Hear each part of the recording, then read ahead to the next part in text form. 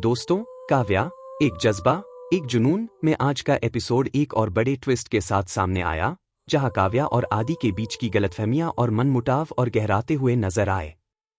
कहानी में जो घटनाएं घट रही हैं, वो दर्शकों को लगातार बांधे रख रही हैं। आज के एपिसोड में आदि के मन में भरी हुई नफरत और काव्या की आंतरिक पीड़ा का नया रूप देखने को मिला।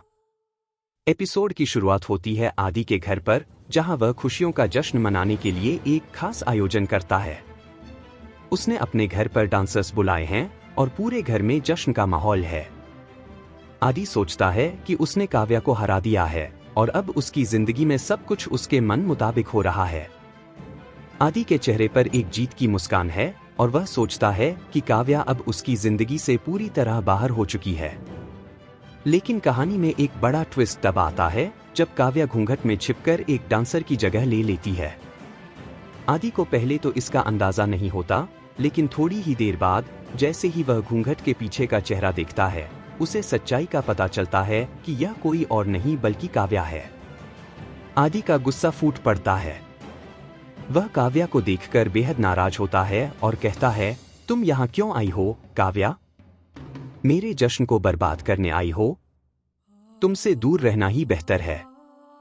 तुमने मेरी जिंदगी को बर्बाद कर दिया है और अब भी तुम्हारे पास कुछ भी नहीं है। काव्या की आंखों में आंसू छलकने लगते हैं, लेकिन वह खुद को कमजोर नहीं दिखाना चाहती। वह आदि से सख्त लहजे में कहती है, आदि, क्या तुम भूल गए हो कि आज का दिन वही दिन है जब तुमने मुझ पर झूठा आरोप लगाया था मेरे बच्चे को मारने का? क्या तुम इतने बेरहम हो गए हो कि आज तुम उसी दिन का जश्न मना रहे हो?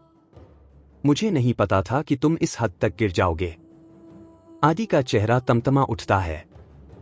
वह काव्या के आरोपों को सुनकर और भी ज्यादा गुस्से में आ जाता है और कहता है, हाँ, मैं जश्न मना रहा हूं क्योंकि अब तुम मेरी जिंदगी से बाहर हो चुकी हो। मुझे अब किसी भी चीज की परवाह नहीं है। तुम्हारे साथ बिताए गए हर एक पल को मैं भूल जाना चाहता हूं। काव्या गुस्से और दर्द में कहती है, तुम्हारे साथ मैंने जो वक्त गुजारा वो मेरी सबसे बड़ी गलती थी। लेकिन आज मैं यहाँ इसलिए आई हूँ क्योंकि मैं तुम्हें ये बताने आई हूँ कि मैं कमजोर नहीं हूँ। मैं तुम्हारे झूठे आरोपों और साजिशों से हार मानने वाली नहीं हूँ। तुम्हारे द्वारा किए गए हर एक गलत कदम का मुझे हिसाब चाहिए और मैं तुम्हें वो सजा दूंगी जो तुम डिजर्व करते हो। आदि उसकी बातें सुनकर हंसने लगता है। वह काव्या का मजाक उड़ाते हुए कहता है, तुम्हें क्या लगता है तुम मुझसे बदला ले सकती हो? तुम्हारे पास अब कुछ नहीं बचा है और तुम मुझे रोक नहीं सकती। तुम सिर्फ बेबस हो और तुम्हारी सारी कोशिशें बेकार हैं। लेकिन काव्या चुप नहीं रहती। वह आत्मविश्वास के साथ कहती है, आदि, ये लड़ाई अब तुम्हारे और मेरे बीच है। मैं तुम्हें दिखा दूंगी कि सच्चाई और इरादे कितनी ताकतवर चीजें होती हैं। तुम चाहे जितनी भी चालें चल लो, मैं तुम्हें हर कदम पर मात दूंगी। दोनों के बीच की यह जंग अब और भी गंभीर होती जा रही है।